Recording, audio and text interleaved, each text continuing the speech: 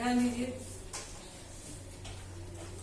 ये जो खुशबू रचते हाथ है, इनके कवि है अरुण कमल, है ना। और इनका समय कब था? 1954। और शायद ये अभी भी है ना, क्योंकि इनकी था में और इनके मृत्यु की बात यहाँ पर नहीं है। ठीक, अब देखो कि इसमें दे रहा है कि अरुण कमल का जन्म बिहार के रोहतास, इसको अंडरलाइन कर लेना। ठीक, क्वेश्चन पूछा जा सकता है कि रोहतास के अरुण कमल का जन्म बिहार के किस जिले में हुआ था, है ना। तो अरुण कमल का जन्म बिहार के रोहतास जिले के नासरीगंज में 15 फरवरी 1954 में हुआ था, है ना। ठीक, ये भी अंडरलाइन कर लीजिएगा आप लोग। ये इन दिनों पटना विश्वविद्यालय में प्राध्यापक हैं। इन्हें अपनी कविताओं के लिए साहित्य अकादमी पुरस्कार सहित कई अन्य पुरस्कारों से भी सम्मानित किया गया है।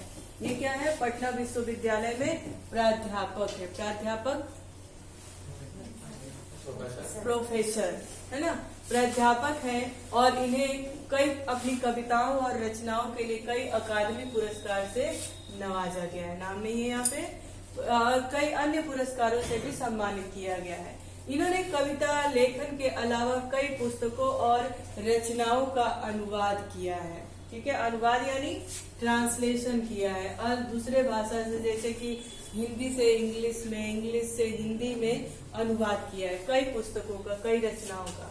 अरुण कमल की प्रमुख कृतियां हैं अपनी केवल धार, सबूत, नए इलाके में, पुतली में संसार, चारों कविता संग्रह तथा कविता और समय आलोचनात्मक कृति है। ये जो है अपनी केवल धार, सबूत, नए इलाके में, पुतली में संसार, ये चारों क्या है? कविता संग्रह है, कविता है। ठीक, तथा कविता और समय ये आलोचनात्मक कृति है। आलोचनात्मक कृति मतलब यस, है ना, आलोचना है उसमें। इनके अलावा अरुण कमल ने मायाकोव्स्की की आत्मकथा, हाँ इसमें क्वेश्चन ये हो सकता है कि अरुण कमल ने किसकी आत्मकथा लिखी थी? तो मायाकोव्स्की की आत्मकथा और जंगल बुक का हिंदी में और हिंदी के युवा कवियों की कविताओं का अंग्रेजी में अनुवाद किया है, जो वायसेस के नाम से प्रकाशित हुआ है। अब इसमें प्रश्न आपसे पूछ सकता है कि उनकी अनुवाद की गई हुई रचनाओं को किस नाम से प्रकाशित किया गया है? तो किस नाम से? वायसेस नाम से प्रकाशित किया गया है। अरुण कमल की कविताओं में नए बिंब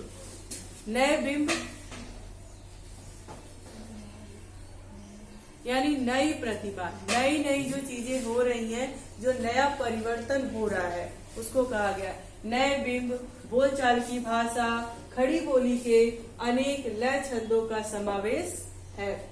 इनकी कविताएं जितनी आप बीती हैं उतनी ही जग बीती भी हैं। अरुण कमल की जो कविताएं हैं आप बीती, यानी जो उनके खुद पर भी बीती है और जग पे भी और संसार में भी वो चीजें होती रहती हैं, वैसी इनकी कविता होती है।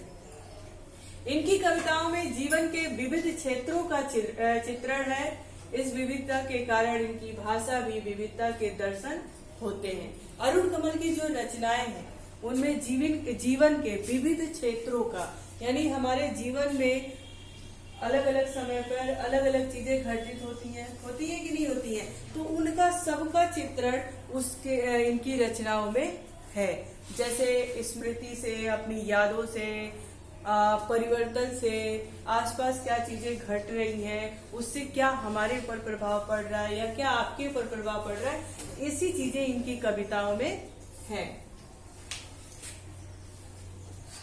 हाँ, इस विविधता के कारण इनकी भाषा में भी विविधता के दर्शन होते हैं। ये बड़ी कुशलता और सहजता से जीवन प्रसंगों को कविता में रूपांतरित कर देते हैं। इनकी कविता में वर्तमान शोषण मूलक व्यवस्था के खिलाफ आक्रोश, नफरत और उसे उलटकर एक नई मानवीय व्यवस्था का निर्माण करने की आकुलता यानी व्याकुलता, बेचैनी सर्वत्र हमेशा सभी जगह दिखाई देती है।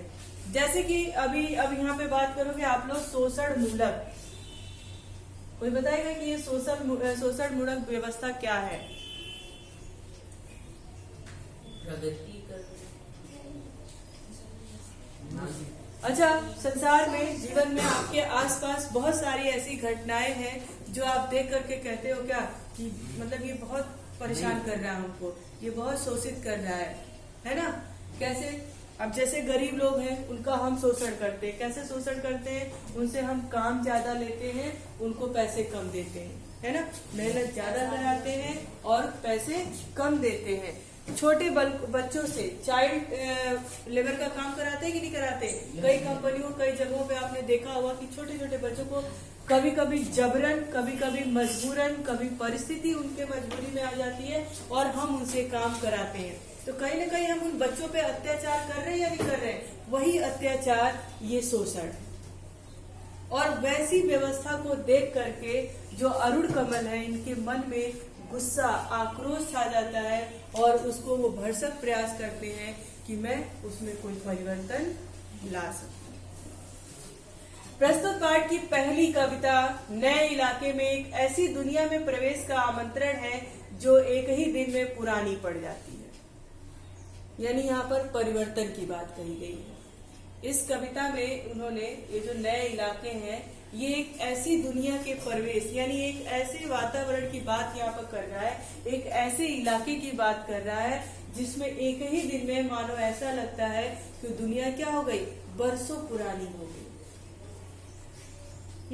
वो कहते हैं कि ऐसा परिवर्तन, रोज ऐसा परिवर्तन हो रहा है कि मुझे लगता है कि मैंने कल, आज ये चीज देखी है और वो कल 6 महीना, साल भर पुरानी हो गई, है ना? तो नए इलाके में कुछ इसी तरह का है, जो एक ही दिन में पुरानी पड़ जाती है। यह इस बात का बोध कराती है कि जीवन में कुछ भी अस्थायी नहीं होता है। अगर सुख है वो भी अस्थायी नहीं है, दुख है वो भी अस्थायी नहीं है। आज हमारे गांव का नक्शा इस तरह से है, कल परिवर्तन हो जाएगा। 10 साल पहले मैंने अपने गांव के, अपने इलाके की कैसी स्थिति देखी थी, वो आज परिवर्तन हो गया होगा, है ना? कल मैं उसी गांव में गया था या फिर किसी इलाके में, किसी क्षेत्र में गया था, मैंने देखा था कि वो एक घर है, उस घर के सामने एक पेड़ है। हो सकता है कि मैं कल जाऊं और वो पेड़ वहां पर ना मिले। तो मतलब नित नए परिवर्तन की बात उस नए इलाके में की गई है।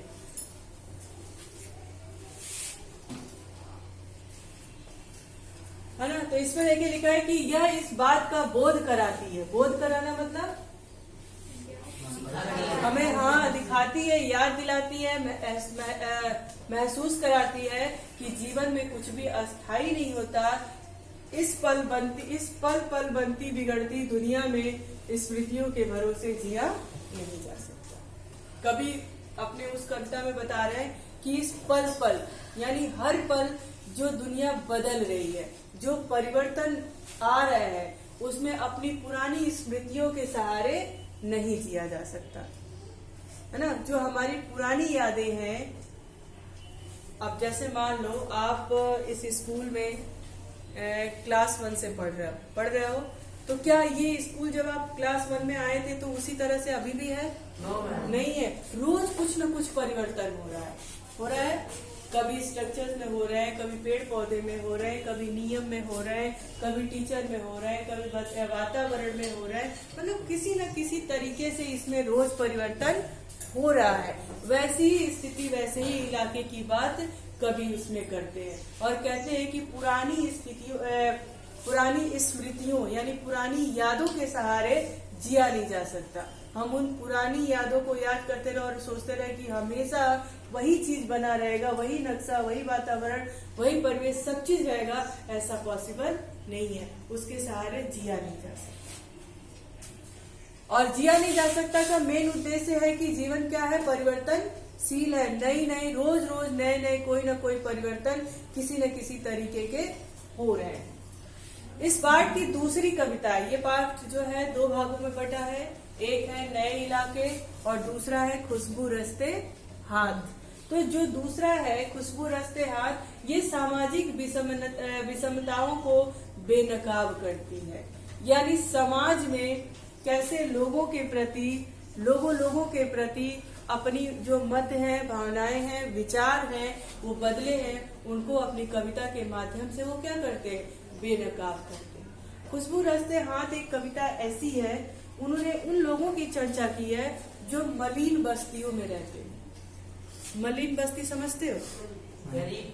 गरीब झुग्गी झोपड़ी वाले, एक तरह से मलिन का अर्थ होता है गंदी बस्तियों में जो रहते हैं, है ना। तो गंदी बस्तियों में रहने वाले लोग, उसमें कौन से लोग होते हैं? सफाई कर्मी होते हैं, रोज हमारे घर के सामने से कूड़ा उठा के ले जाते हैं। नदी नालों की सफाई करने वाले लोग होते हैं, आपके घर में काम करने वाले लोग होते हैं, किसी छोटी मोटी फैक्ट्रियों में काम करने वाले लोग होते हैं कि नहीं। अब इस कविता में उन्होंने एक अगरबत्ती की बात कही है। अगरबत्ती में खुशबू होती है, इसीलिए उन्होंने कहा कि खुशबू रचते हाथ। पर हम क्या करते हैं, वो अगरबत्ती बनाते समय उनके हाथ गंदे हो जाते हैं, काम करते करते, साफ सफाई करते करते उनके नाखून घिस जाते हैं, उनके पास इतने पैसे नहीं होते कि वो उसकी देखभाल कर सके, वो किसी तरह से अपना जीवन यापन करते हैं। लेकिन वो हमारे लिए क्या करते हैं? अगरबत्ती बनाते हैं, यानी खुशबू देते हैं। और हम क्या करते हैं? ऐसे ही लोगों की उपेक्षा करते हैं, यानी ऐसे ही लोगों को सम्मान नहीं देते हैं। कवि ने ऐसे लोगों के और ऐसे समाज को अपनी कविता के माध्यम से क्या किया है? बेनकाब किया है। ठीक है, आ रही बात समझ में? देखो यहाँ पे दिया भी है कि वर्ग समाज में सौंदर्य की सृष्टि कर रहा है और उसे खुशहाल बना रहा है, वही वर्ग अभाव में, गंदगी में जीवन बसर कर रहा है। लोगों के जीवन में सुगंध बिखेरने वाले हाथ भयावह स्थितियों में अपना जीवन बिताने पर मजबूर है। जो भाई उन लोगों की बात कर रहा है कि जो हमें खुशबू देते हैं, है ना, जो हमें खुशबू देते हैं, लेकिन वो कहाँ रहने के लिए मजबूर हैं? उन मलिन बस्तियों में, कई नालों के बीच में, कूड़े के ढेर के बगल में, गली से गली में, उन गलियों में गंदी बदबू उठती है, उसके जगह पे वो व्यक्ति रहने के लिए मजबूर है। लेकिन हमारे लिए क्या करता है वो हाथ? वो खुशबू रचता है। वो खुशबू रचने वाले के हाथ जो है वो नसें उभरी हैं, हाथ फटे हुए हैं, काले हैं, देख करके उसको घिन आएगी, ऐसे हाथ है।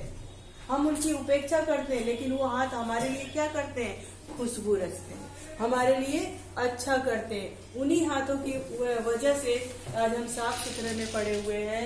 वो अगरबत्ती जिसे हम भगवान को रोज जलाते हैं, उन्हीं के कारण है। लेकिन हम क्या करते हैं? उन्हीं की उपेक्षा करते हैं।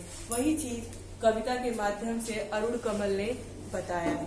इस समाज की सोच को, लोगों के प्रति जो हमारी सोच है, विषमताएं हैं, है ना, अलग अलग मान्यताएं हैं, उसी को बेनकाब अपनी कविता के माध्यम से किए। आई बात समझ में? है ना। फिर वो कहते हैं कि आखिर खुशबू रचने वाले ये हाथ दूर दराज के सबसे गंदे और बदबूदार इलाकों में जीवन बिता रहे हैं। स्वस्थ समाज के निर्माण में योगदान करने वाले ये लोग इतने उपेक्षित हैं, आखिर कब तक? अरुण कमल को बिल्कुल अच्छा नहीं लगता। वो कहते हैं कि ये लोग जो हमें मतलब हमारी जगहों को साफ सुथरा करके हमें सफाई में रखते हैं, पर खुद गंदगी में रहने को मजबूर है। क्यों? क्योंकि हमारे तरह वो अच्छे घरों में नहीं रह सकते। तो रोज कमाते हैं, रोज खाने वाले लोग हैं, तो किसी तरह से उनका पेट पल जाए, ये उनके लिए बड़ी बात है। तो कभी कहते हैं कि ये मतलब वो गंदी बस्तियों में रहते हैं, कोई बात नहीं, लेकिन हम जो उनसे घृणा करते हैं, हम उनको जो मान सम्मान नहीं देते हैं, ये गलत है। क्योंकि वो हमारे लिए क्या करते हैं? जिस अच्छी से बंगले में, जिस अच्छे से कोठी में, घर में हम रहते हैं, बनाता कौन है उसको? वो बनाते हैं। हमारे घर के सामने रोड पे अगर सफाई है तो सफाई रखता कौन है? वो रखते हैं। लेकिन हम उन्हीं समाज के, उन्हीं वर्ग के लोगों को उपेक्षा यानी नीचे नजरों से देखते हैं, घृणा की दृष्टि से देखते हैं, उनको कोई इज्जत नहीं देते हैं। अगर वो हमारे बगल में आ जाए तो हम कोशिश करेंगे कि हम किनारे हो जाए। ऐसे समाज को अपने कविता के माध्यम से अरुण कमल ने बेनकाब किया। आई बात समझ में? किसी को दिक्कत? अब देखो, ये है नए इलाके। नए इलाके का मतलब ये नहीं कि आज मेरा घर सिविल लाइंस में है तो मैं चल करके मऊ आइना में अपना घर बना लूं, एक नया इलाका बसा लूं। नहीं, नए इलाके का मतलब कि रोज रोज जो नया परिवर्तन देखने को मिल रहा है उसकी बात उन्होंने की है। अब देखो कहते हैं कि इन नए बसते इलाकों में जहाँ रोज बन रहे हैं नए नए मकान, मैं अक्सर रास्ता भूल जाता हूँ। वो अपनी स्मृतियों के सहारे हैं, पहली यादें हैं उनका अपने गांव के प्रति, उनका अपने घर का, अपने घर पे जाने के लिए वो रास्ता उनको अलग याद है ना। लेकिन रोज नए मकान बदल रहे हैं, जब रोज नए मकान बन रहे हैं वहां पे, तो इसका मतलब कि वहां का दृश्य जो है वो रोज बदल रहा है। तो कवि कहता है कि इन नए बसते इलाके में जहाँ रोज बन रहे हैं नए नए मकान, यानी रोज कोई ना कोई परिवर्तन हो रहा है, तो मैं अक्सर अपना रास्ता क्या करता हूँ, भूल जाता हूँ। अब जैसे मान लीजिए क्या रोज मकान कैसे बन सकता है? तुम नहीं बनवा सकते, केवल कवि की कल्पना में बन सकता है, ठीक है। तो कवि ये कहना चाहते हैं कि जैसे मान लीजिए आप ही हैं, आप अपने गांव 10 साल पहले गए हैं, ठीक। आपको याद है कि हमारे घर के सामने एक छोटा सा पेड़ था, या फिर मैं उस रास्ते जाता था, आपको ये नहीं पता कि वहाँ पे रोज चीजें बन रही है और वहाँ का रास्ता बदल गया है। तो जब आप जाओगे वहाँ पर तो आपको क्या मिलेगी, चीजें एकदम डिफरेंट मिलेंगी, तो हो सकता है कि आप रास्ता भूल जाओ। तो कभी वो कह रहे कि इस नए बसते इलाके में जहाँ रोज कोई ना कोई परिवर्तन हो रहा है, जहाँ रोज कोई ना कोई चीज बन रहा है ना, अक्सर मैं रास्ता भूल जाता हूँ। धोखा दे जाते हैं पुराने निशान, यानी कि जो पुरानी यादें हैं हमारी, जो पुराने रास्ते हैं, जो पुराने याद हमारे मस्तिष्क में बैठी हुई है, वो अक्सर धोखा दे जाती है। क्यों दे जाती है? क्योंकि रोज कोई ना कोई परिवर्तन हो रहा है। खोजता हूँ ताकता हूँ पीपल का पेड़, यानी 10 साल पहले वो गए होंगे तो उनके घर के रास्ते में कोई पीपल का पेड़ होगा, उनको नहीं पता कि वो पीपल का पेड़ कट गया है, तो वो उसी पीपल के पेड़ को खोजते हुए जाते हैं। लेकिन इतना परिवर्तन रोज हो रहा है कि वो पीपल का पेड़ न जाने कहाँ चला गया।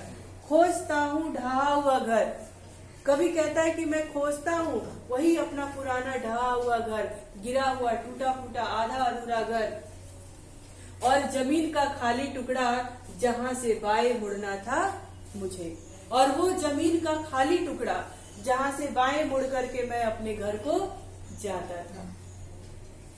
फिर 2 मकान बाद बिना रंग वाले लोहे के फाटक का घर था एक मंजिला, और वो खाली जमीन जहाँ से मैं अपने घर को मुड़ता था, और फिर 2 मकान के बाद बिना रंगे लोहे का फाटक एक और फाटक था उस घर में, एक मंजिला मकान था।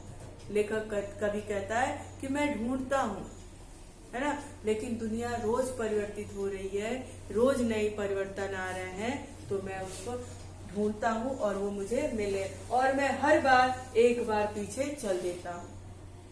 कभी कहते हैं और इस परिवर्तित दुनिया में रोज नए परिवर्तन जहाँ पे हो रहा है, मैं हर बार उसी को एक नया निशान बनाता हूँ और हर बार ढूंढता हूँ, लेकिन हर बार मैं क्या करता हूँ, एक घर पीछे चला जाता हूँ या फिर 2 घर आगे ही ठगमगा जाता हूँ। ठगमगाता मतलब रुक जाता हूँ, है ना, कि मुझे इधर जाना है या इधर जाना है। क्यों? क्योंकि रोज कोई ना कोई परिवर्तन होता रहता है। यहाँ रोज कुछ बन रहा है, रोज कुछ घट रहा है, यहाँ स्मृतियों का भरोसा नहीं है। इस परिवर्तनशील दुनिया में, कवि कहते हैं, इस परिवर्तनशील दुनिया में रोज कुछ न कुछ बन रहा है, रोज कुछ न कुछ घट रहा है। यहाँ पर स्मृतियों यानी पुरानी यादों के सहारे जीवन नहीं बीत सकता, नहीं जिया जा सकता। आई बात समझ में? इसको हम कल फिर से पढ़ाएंगे। यहाँ तक आया या नहीं आया? देखो, एक ही दिन में पुरानी पड़ जाती है दुनिया, जैसे बसंत का गया पतझड़ को लौटा।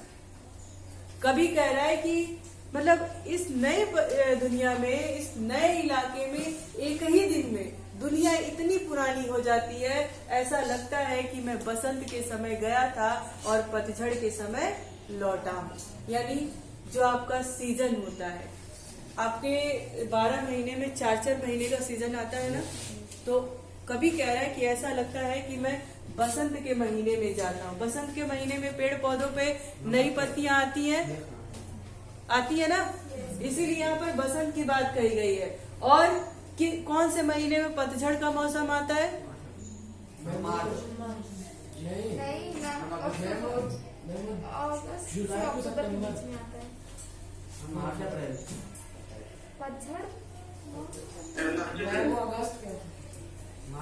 मार्च अप्रैल के महीने तक आता है, ठीक है। तो मार्च अप्रैल में पतझड़ का महीना, यानी एक सीजन से दूसरा सीजन आ गया ना, तो कभी कहता है कि परिवर्तन इतनी तेजी से एक ही दिन में हो जा रहा है कि ऐसा लगता है कि मानो मैं बसंत का गया था और पतझड़ में लौट रहा हूँ, जैसे बैसाख का गया था और भादों में लौट रहा हूँ। बैसाख किस महीने को कहते हैं? मैम बारिश होती है, बादल आते हैं, बादल आते हैं। बैसाख, अप्रैल। और भादों? मैम अगस्त, सितंबर, जुलाई, मतलब जुलाई अगस्त है ना। तो वो कहते हैं कि मानो बैसाख का गया था और भादों में लौटा हूँ, यानी एक सीजन बीत गया। अप्रैल में तो बारिश नहीं होती ना, चलो बारिश नहीं होती तो क्या हुआ। अब आप मुझे बताओ कि बैसाख में कौन सी फसल होती है? गेहूं की फसल को क्या बोलते हैं? हाँ, गेहूं की फसल 2 सीजन में होते हैं ना, एक रबी की फसल होती है, एक खरीफ की फसल होती है, और एक जायद की होती है। तो उतना अंतर बता रहे हैं। कहते हैं कि लगता है कि एक दिन में दुनिया ऐसे बदल रही है कि लग रहा है कि मैं बसंत का गया था, पतझड़ में लौटा, बैसाख में गया था और भादों में लौटा। बरसात का समय। भादों में कौन सी खेती होती है? जुलाई में कौन सी खेती होती है? चावल। धान बोलो। धान। चावल उगाते हो, धान उगाते हो। अब तुम कहोगे आटे की खेती होती है ना, आटे की खेती नहीं होती ना, या तो धान होता है या तो गेहूं होता है। अच्छा, हमें ये बताइए आप लोग कि रबी की फसल में कौन कौन सी फसल आती है? सोया,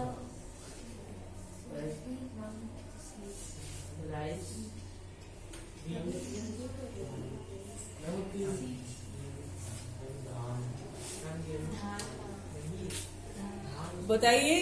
धान, मक्का, सोयाबीन, गेहूं, मैम गेहूं नहीं, मैम धान और मक्का। धान और मक्का। और खरीफ की फसल में?